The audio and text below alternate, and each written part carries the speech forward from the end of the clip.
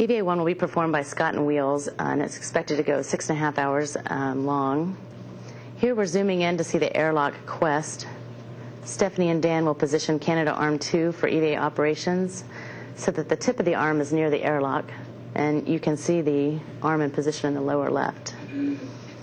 Scott will come out of the hatch first, followed by Wheels, and you can see the handrails flashing around the hatch.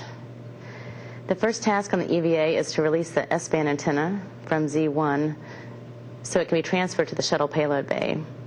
They perform a leapfrog technique where Wheels holds it, then Scott holds it while Wheels moves to get into the arm, and then Scott hands it back off to Wheels. Here, Scott's high on the airlock, and Wheels is in the lower left receiving the antenna. This is video of Wheels holding the antenna so you can get a sense of scale. It weighs about 228 pounds. Wheels then begins a long ride down to the shuttle payload bay, riding Canadarm2, while Scott translates down to the payload bay free float to meet him. Scott will arrive first, and he'll begin prep work for later tasks in the payload bay. But he'll drop what he's doing when Wheels gets there, so they can together install the antenna on the carrier that you see flashing in the payload bay. Wheels will be directing the arm driver, Stephanie and Dan, to position him close to Scott and the carrier. Here you see Scott on the left side of the picture and Wheels in the middle. They both carefully install the antenna, assisting each other as required, and then fasten 6 bolts to hold it for landing.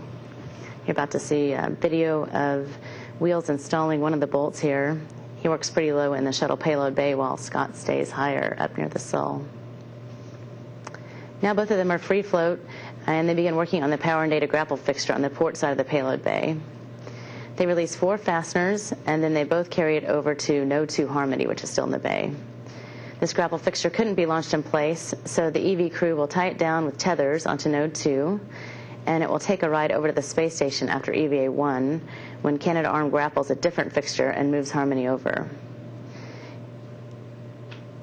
And here you can see its temporary tie-down location for that ride. It's held in place by adjustable EVA tethers. There's more prep work to ready Harmony in the aft part of the payload bay. Previously, Scott had released 2 connectors that would be difficult to reach later, and now they'll be removing 8 hard contamination covers from the ring on the berthing surface on the left.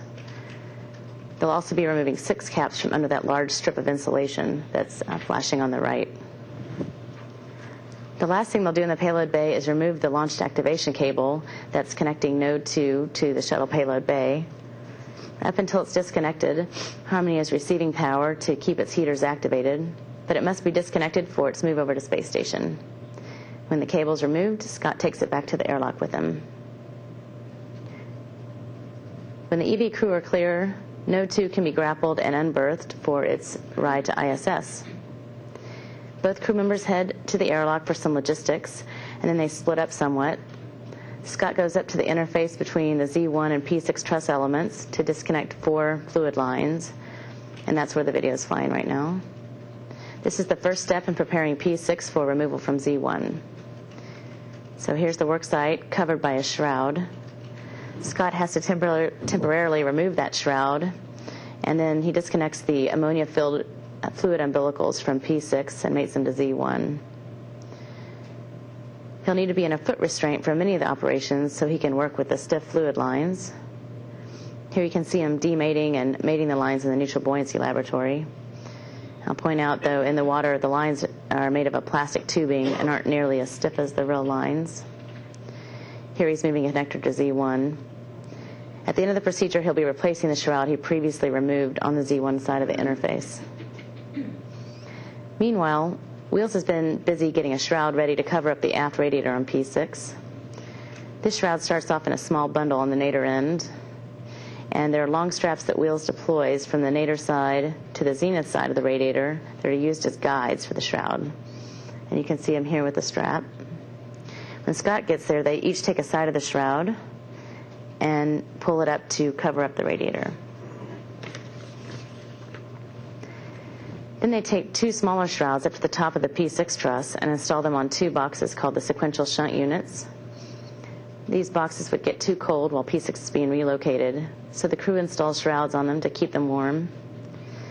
Later, after P6 is relocated and reactivated out on the end of the truss, the crew will need to remove them so the boxes don't get too hot.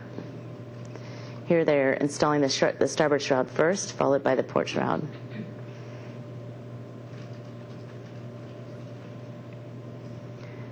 On the way into the airlock, Scott cleans up the antenna worksite by mating a connector, and then they ingress, wheels going in first. So at the end of the EVA, the S-band antenna is in the payload bay. Harmony is in transit on its way up to the port side of Node 1, and about half the preparations for P6 relocation are complete.